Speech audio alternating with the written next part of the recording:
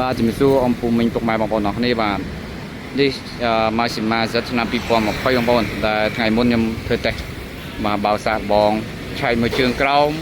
ហើយលបឿនវាបាទកុងទ័រឡើងដល់80បងប្អូនណាបាទកង់3ទៅមកប្រទេសឃើញមួយបាទរត់បានលឿនណាហើយកាយចំតុបតែបងប្អូនដូចឃើញស្រាប់បាទកាន់ដៃនេះគេហៅអីអ៊ីណុកចឹងបងប្អូនបាទគួយអមតកងបែកវែងស្រាប់មកឈុតនេះបាទស្ពតសុកាឡាបងប្អូនណាជួប VIP នាងបូមមានកាងមានតម្លើងហើយអស់បាទកនឿនេះក៏មានដែរហើយបំពាក់សម្ភារៈសភាវុធខាងលើបាទមានកាងបកាខាងលើអ៊ីណុកបងប្អូនណាបាទហើយបាត់ស្គុតការពារជូនមកជុំឡើងតាម025ឲ្យទៀតទឹកណាំស៊ីមកជុំបងប្អូនបាញ់ជួខ្លះទេខ្ញុំសង្ស័យបើកលឿនដោយសារកង់បងប្អូនគេដូរកង់នេះកង់ហែក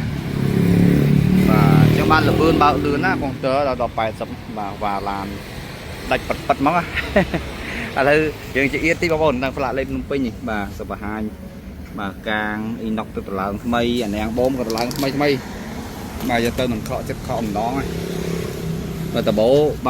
បានដោថ្មីទេរបស់វានៅស្អាតបងប្អូនណាហើយកញ្ចក់ឡាននេះក៏មានណាបាទនេះខាងមុខស្អាត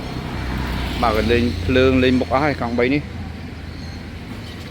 បោះកង់ព្រួយបងប្អូនបាទថ្មី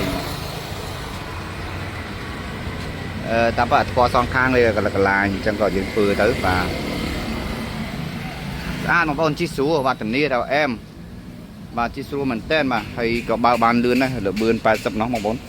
បាទចាប់អារម្មណ៍បងប្អូនអាចមកមើលមួយគ្រឿងនេះបានសម្រាប់សមាជិកឆ្នាំ2020បាទហើយបាទបងប្អូន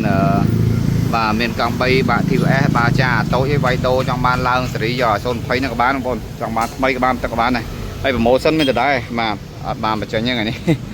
បាទប្រម៉ូសិនវាយដូឬក៏បងប្អូនទិញក្នុងថ្ងៃនេះបាទទទួលបានការរៀបចំធ្វើបានបក៏ដូចជាឈៀកឯកសារចុះអេបបាន 100% កុំភ្លេចបងប្អូនអាចចេញមកផ្ទាល់បានទីតាំងនៅខាងត្បូងសាទរអន2ចង្ងាយ1000ម៉ែត្រទំហំហាងនំប៉័ងនេះ1000អាចចំណេះដំណងសាកសួរព័ត៌មានពីការបងលួសតាមរយៈលេខទូរស័ព្ទ Telegram ខាងលើបានផងដែរបាទអរគុណច្រើនជម្រាបលា